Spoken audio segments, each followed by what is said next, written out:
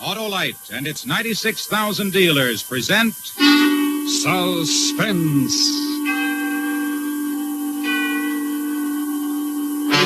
Tonight, Autolite presents transcribed A Murderous Revision, the story about a man who made a recording of a violent death.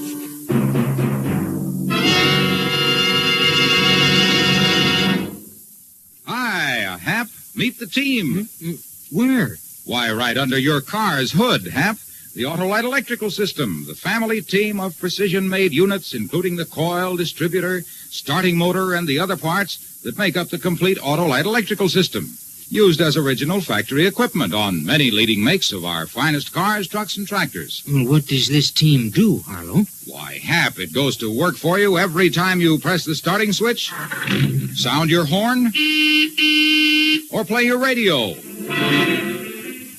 The Autolite electrical system does all that, huh, Harlow? Right, Hap, because all its units are related like a family team by Autolite engineering, design, and manufacturing skill for the smoothest performance money can buy. So, friends, when your Autolite-equipped car needs replacement parts, insist on Autolite original factory parts, because from bumper to tail light, you're always right with Autolite. And now, with A Murderous Revision, Autolite hopes once again to keep you in suspense.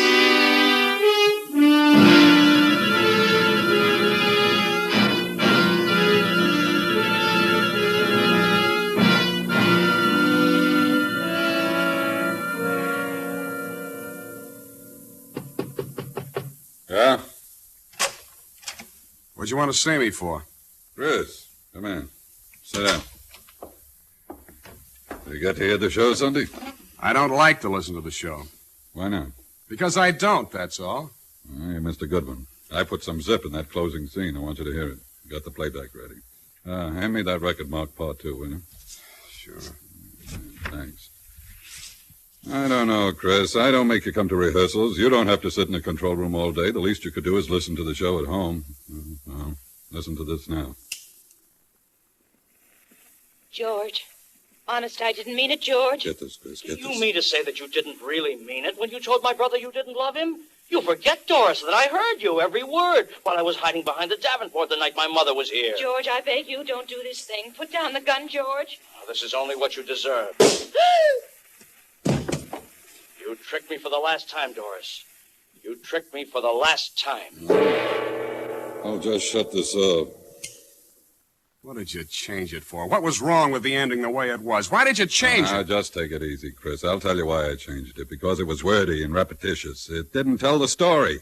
The boys upstairs said that The boys upstairs, yeah, that's just what I thought. The boys upstairs. They do everything but breathe for you. Did it ever occur to you that maybe people are wordy and repetitious? Chris, I'm trying to tell you the scene, the way you wrote it, just didn't play. Just didn't play, that's right. All the trade cliches, drag them out. It didn't live, it didn't play, it didn't make the right goosebumps come out in your left elbow. How did you ever get into this business? Who ever let you into a radio station, anyway? I'll tell you what's wrong with you. What you need is a good psychiatrist. Don't you tell me I need a psychiatrist. Don't you tell me. Let go of me. I said let go. You're nuts. You listen to me, you. For 2 years now, I've turned out a murder a week for you. Week in and week out, a murder a week. I eat murder, talk murder, dream murder. And for what? Every time I turn in a decent script, you chop the heart out of it. Your contract is up next week, Chris. You've got only one more script to do. Write it and get out. You'll get better than a script. You'll get everything you deserve. I'm going to show you what a real murder sounds like. I'm going to show you if I have to kill you to do it.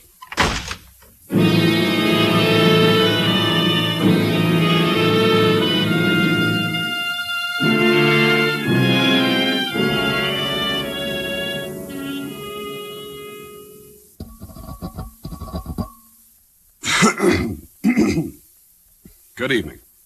This is a recording of an actual murder. The first, as far as I know. Not written, not rehearsed, but well planned. It is respectfully dedicated to Mr. Ken Avery, editor and producer of the radio program Murder, Please. This is my last show, Mr. Avery. I'm delivering it to you in its entirety. Cast, music, everything. The events and persons are absolutely real.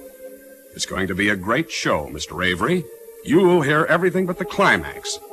I'm speaking into a microphone concealed in my desk, concealed with the other recording equipment I've rented for the occasion. A special microphone is attached to my telephone to enable the listener to hear both ends of any conversation. The music you hear is coming from a high-fidelity phonograph at my side. This program is produced, edited, directed, narrated, engineered, and plotted by Christopher Turner, whose only claim to immortality is this single half hour. And now, Mr. Avery, the leading characters in order of appearance. The murderer, Christopher Turner. The catalytic agent, your daughter, Lois. The victim, yourself.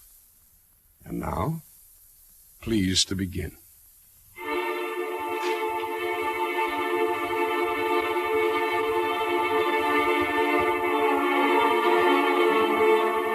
Murder, please.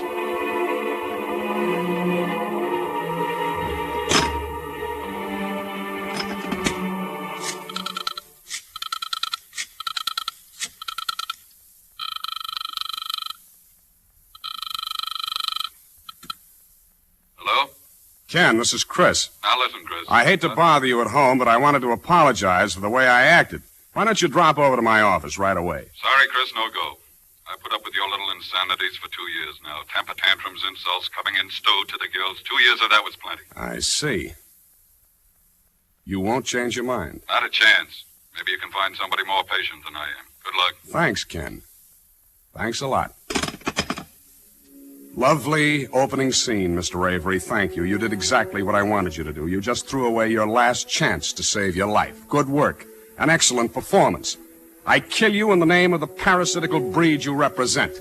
The stupid, arrogant men of high places who milk the talent of others and claim it as their own. To you, Mr. Avery. If you won't come up to my office by invitation, which I suspected you wouldn't, there's still another way. The telephone book. Listen, Mr. Avery, the sound of the flipping of the pages. Your daughter's phone number. Ah, here we are. 2, 4, 8.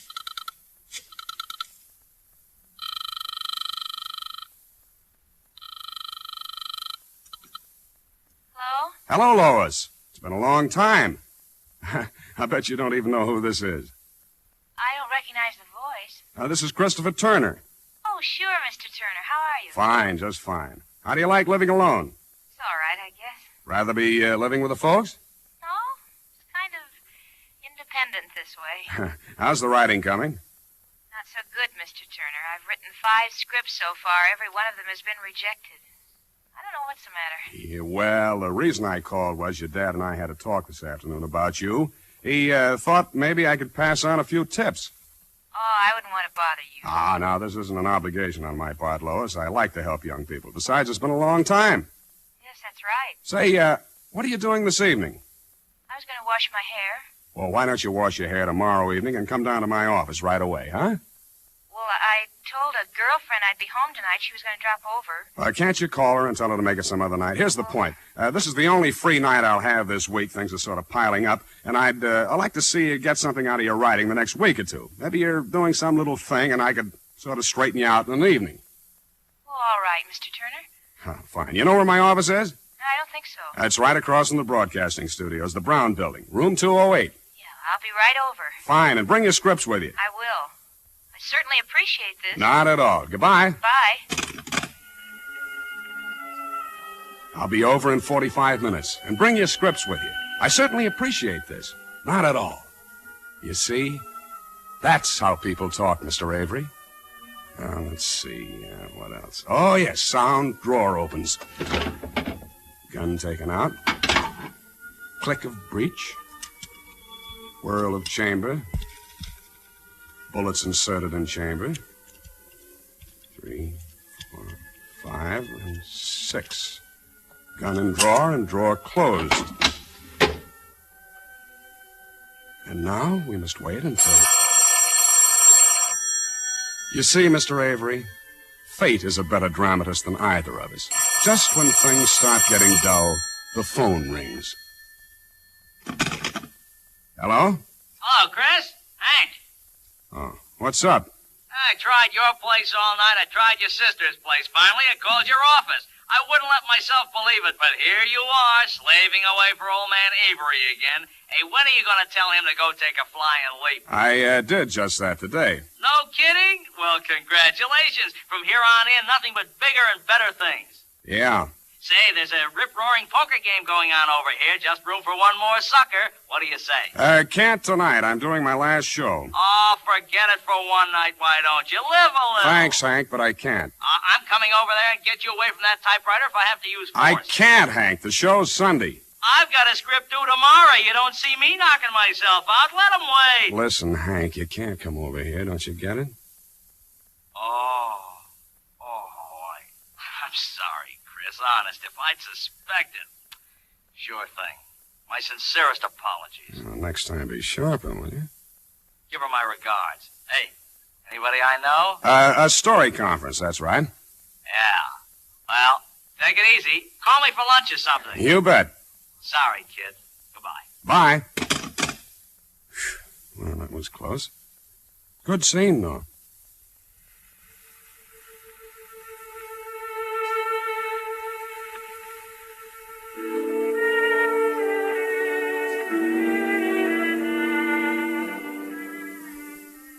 Lois Avery has just driven up in front of the building. She's getting out of the car, carrying her scripts.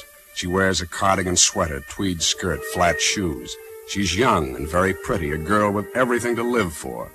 Now she's disappeared into the building. In a moment, she'll knock on my door. Then you'll see for yourself how youth resists the threat of death.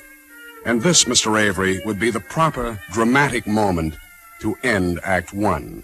May I suggest at this point you insert one of your beloved commercials?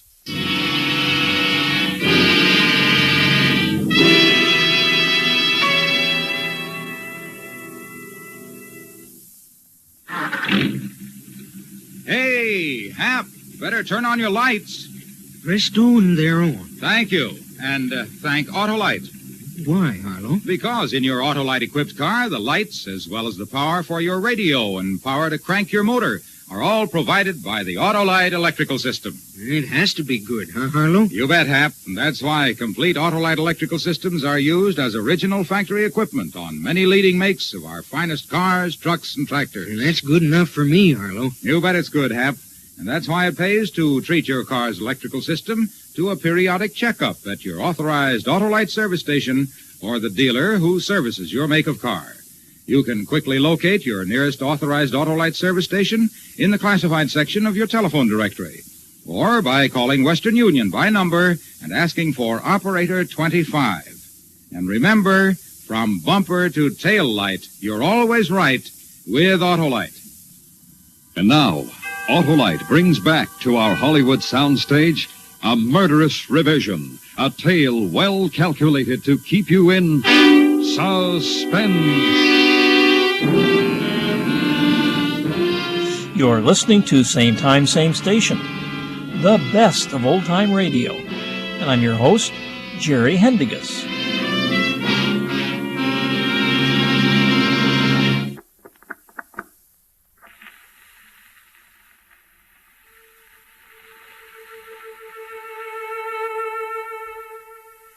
Act Two. This is Christopher Turner, once again, Mr. Avery, bringing you by transcription the first recording of an actual murder ever made specifically for broadcast. The setting, my office. The music, recorded. The time, night. The victim, yourself. Your daughter has just entered the building, and in a few seconds I'll ask her in. I'm sorry I have to go to such lengths to get you into my office. I'd gladly have killed you in the street, but it's so much more difficult to make a recording there. So concludes the usual resume with which we begin the second act of every Murder, Please program. I hear her footsteps in the hall. Your cue, Lois.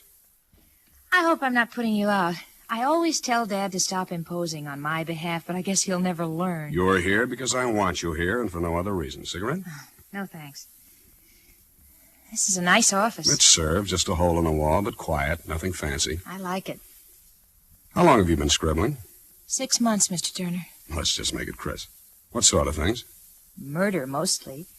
Somebody told me that's what sells best. True.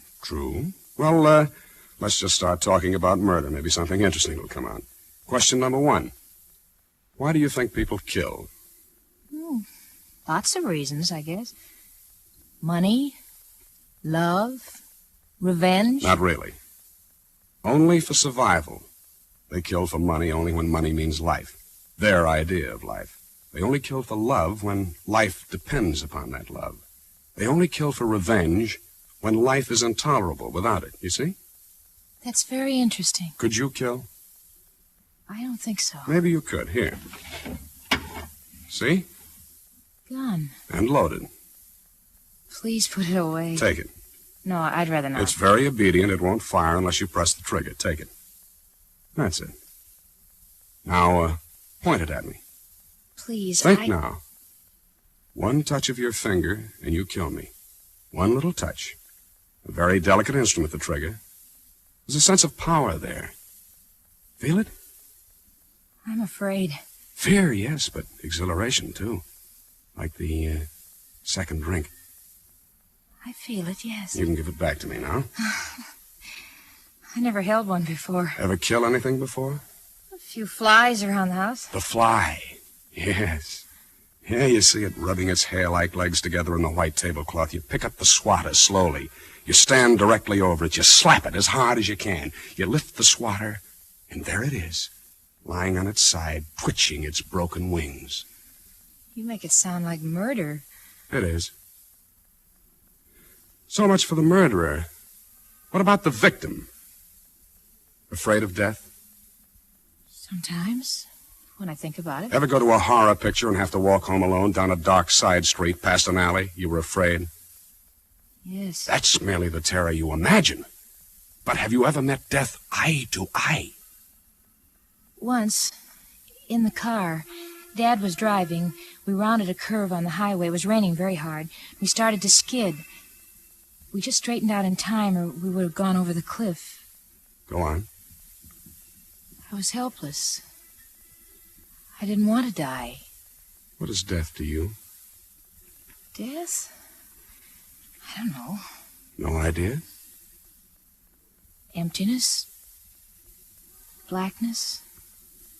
Nothing. Is that so terrible? Yes. Because you really don't know. Like the dark. That's it. Do you know any more about death than you do about me? You? Yes. Oh, I know you work for Dad. But you've never spent even 1 hour with me. Once at lunch, you and your father sat down with me, yet you came up here alone. How do you know you can trust me? Suppose I don't, really. Look at this. Please put it down. It makes me terribly nervous. Do you have any money? A little. How much? $10, maybe. Some change. Give it to me. Here. Why did you give me the money? Because you asked me for it. Because you were hoping I'd put down the gun. And if I'd said a kiss, one kiss, and I'll put down the gun, what would you do? Suppose I'd give you... But a kiss? That would be harder to give, wouldn't it? Yes. Kiss me. There. Thank you. Now put down the gun, please. I know it's a lesson in writing and all that, but it scares me. No. But you said you would. I said nothing of the kind. And if I had said it, you would have been foolish to believe me. You can't trust a man with a gun. You feel helpless, don't you? Yes. While you could give me money, there was hope. While you could give me love, there was hope. But if all I wanted was revenge, there would be nothing you could do to save yourself. Nothing. And if I told you that right now, this moment, I'm going to pull this trigger and blow you to bits, tell me, what would you say? I'd try to talk you out of it. What would you say? I wouldn't know what to say. Then I'd shoot. I'd tell you about the electric chair. Very little threat to a man about to kill. Later, perhaps, when he's running away, then he'll think about consequences, but not now. Now it's only kill. What else? What else would you say? I'd beg him. He wouldn't listen. I'd plead with him. I'd say, please don't kill me. And if he still wouldn't listen? then I'd die.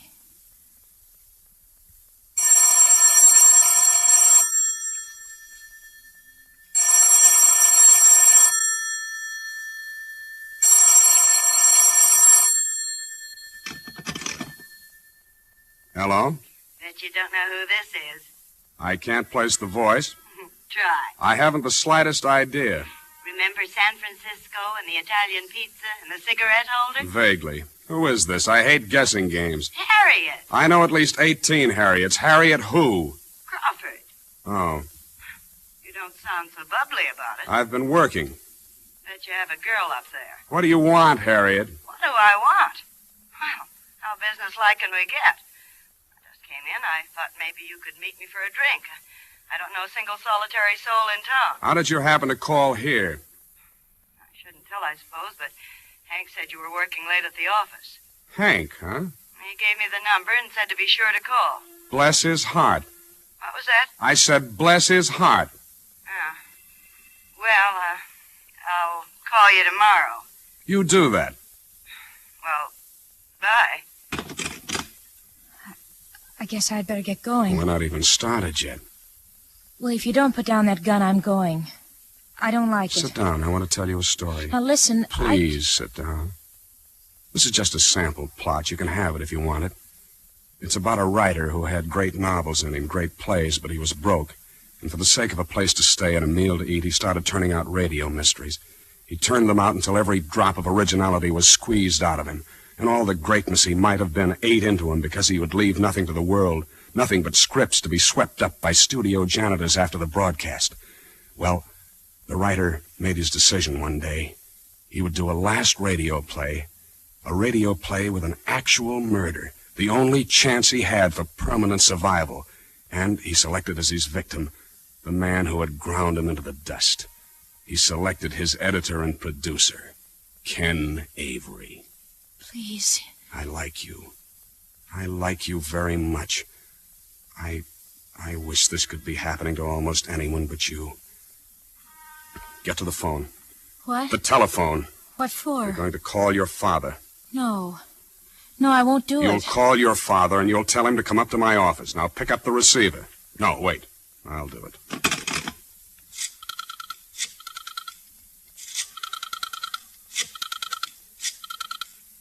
Take the phone. Tell him. It's ringing. Take it.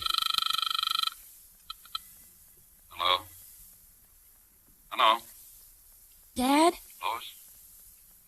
Lois, what are you calling this time of night for? Something the matter? No, nothing. You want him to take you home. You don't feel well. Lois, something's the matter. Where are you? Home? No, I'm at Mr. Turner's. Turner's? Is it poppin'? His office. I don't feel very well. Come and take me home. Come and take me home. I don't feel well. Give me the phone. Hello, Ken. Yes? Chris? Yes. Lois came up tonight to discuss some script she wrote, but she doesn't feel very well. You better come and get her. I'll be right over. Sit down. We haven't got very long to wait.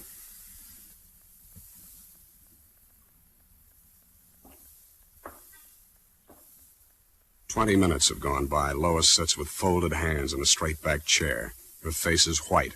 Her eyes stare at me as if I were the devil himself. Well, perhaps I am. I hear the steps in the hall, the sure, plodding steps of her father, Mr. Ken Avery. The climax, ladies and gentlemen of the listening audience, I address to you. Mr. Avery will never hear this portion of the entertainment. Come in. Lois, are you... What is this? Sit down. There's a chair reserved for you. Lois, what's been going on here? Tell him, Lois. He's going to kill you. He's going to kill both of us. Close the door. Chris, put that thing down. Somebody's liable to get hurt. What's the matter with you? Drinking again? Nothing to drink. Very sober. Sit down. Chris, are you crazy? Good line. Perfectly in character. The inane cliché from the mouth of the great producer. You see, Ken, everything is being recorded right now. Your voice, Lois's, mine. Sit down. Recorded for what? For posterity. For the show next week. You'll have the honor of appearing on your own program as the murder victim. Let me show you here on the desk. You see? A recording machine. I've stopwatched every second. It's been running exactly 25 minutes. You always made it a rule to plan the climax for 26:30 so you could have room for a final commercial. Well, that's just what I'm doing. According to my timing, you have about 1 minute and 30 seconds to live. All right, Chris, that's enough of the phony dramatics. Give me that thing before somebody gets hurt. Stand back.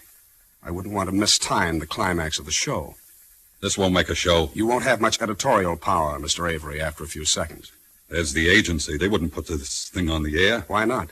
You planned to kill me. From the beginning. There's the trouble right there. There's no twist. Oh, yes, the twist. Right. Yes, the surprise ending. You told the audience to expect the murder to be successful. But our shows have to have some kind of surprise for the audience, Chris. You know that. Where's the twist? Still the editor right to death's door. All right, Ken. Perhaps you can provide the surprise ending that's going to save your life. I don't have to. Oh?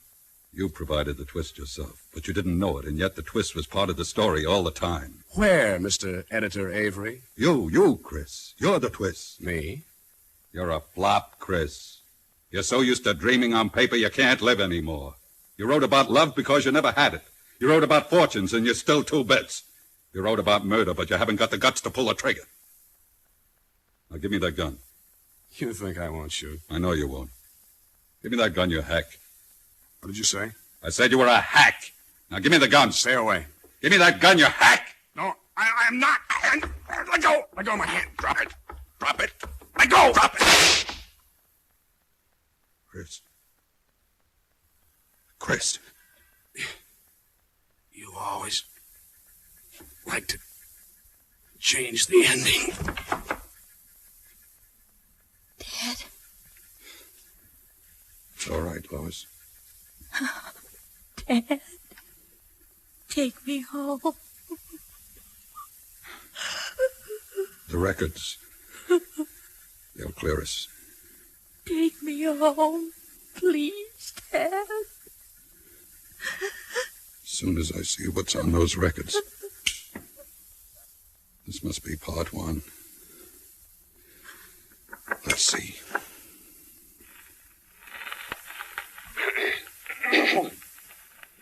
Good evening.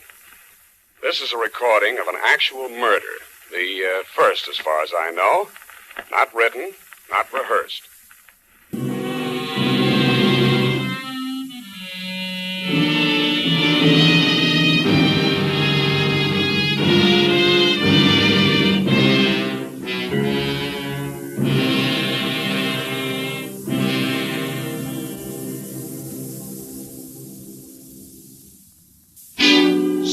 Suspense. Suspense is produced and transcribed by Elliot Lewis, with music composed by Lucian Morowick and conducted by Lud Gluskin. A Murderous Revision was adapted for Suspense by David Ellis from a story of S. Lee Pagostin. For the location of your nearest Autolite service station or your nearest Autolite spark plug or battery dealer, phone Western Union by number and ask for operator 25. Switch to Autolite. Good night. This is the CBS Radio Network.